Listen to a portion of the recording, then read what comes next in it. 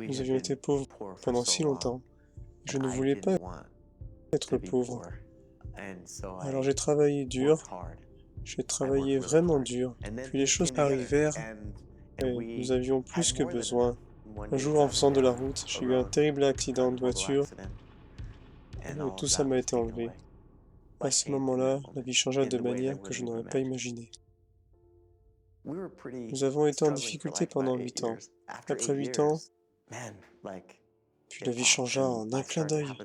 Nous pouvions faire beaucoup de bien et l'on essayait de vivre ce que le Seigneur a enseigné et nous avons passé du bon temps en faisant cela. Vous savez, la vie me souriait. On est allé visiter de la famille dans le sud, puis en remontant pour rentrer, une Ford F350 chargée à bloc arriva dans l'autre sens. Elle traversa 3 voies de trafic et fonça sur nous. J'ai alors perdu ma sécurité financière. Nous avions 2 ans d'économie, je pensais. J'avais une assurance invalidité pour seulement 3 mois. Je pensais que si j'étais handicapé, ce serait 3 mois. Puis, tant que je serais handicapé, puis le temps passa, et 2 ans passèrent, et j'étais toujours handicapé. Nous avions tout perdu. Nous étions arrivés à un point avec un traumatisme crânien, viennent les sautes d'humeur, la frustration et la colère. Et la chose intéressante est aussi que vous ne ressentez pas que vous êtes différent, mais vous savez que vous êtes différent. J'ai réalisé en traversant tout ce traumatisme et tout ce que j'avais vécu, et tout ce qui m'a été enlevé, j'ai appris à accepter davantage de recevoir de l'aide. Il y avait un discours donné par un autre dirigeant de l'Église, Jeffrey Ireland. Il parle des pères qui regardent dans les yeux de leurs enfants et se demandent s'ils vont y arriver, s'ils vont être capables d'être le père dont ils ont besoin, ou s'ils seront en mesure de pourvoir aux besoins de leurs enfants, de leurs épouses. C'était difficile.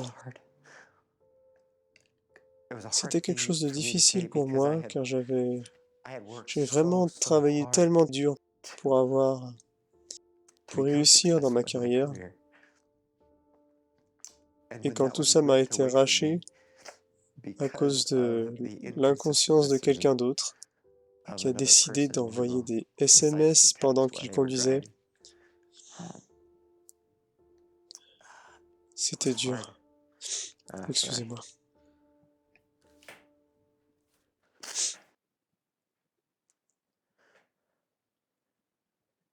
C'était dur à prendre. Tout ce qui en a découlé, et tout ce que nous avons enduré, tout ça change un homme. J'étais déjà très aimant envers les gens et vraiment compatissant, mais pas autant que je le suis maintenant. Cet accident m'a enlevé, m'a dépouillé de ma sécurité financière et de la carrière que j'avais travaillé si dur à bâtir. Mais cela m'a adouci encore plus que je ne l'étais déjà. Mon niveau de compassion pour ceux qui souffrent devint encore plus grand que ce que j'aurais jamais pu imaginer. Au point que lorsque nous étions dos au mur et avions fait tout ce que nous pouvions, notre Père Céleste ne nous a jamais complètement abandonnés. Il a toujours été là. L'évidence de l'amour du Christ n'est pas dans la réussite financière. Ce n'est pas dans le bon ou le mauvais qui m'est arrivé ou qui m'arrive. C'est dans les choses qui me sont précieuses et que j'aime. Je le vois dans le fait d'avoir une famille, avec des enfants qui m'aiment. Je le vois dans mon épouse qui m'est dévouée et est si gentille avec moi.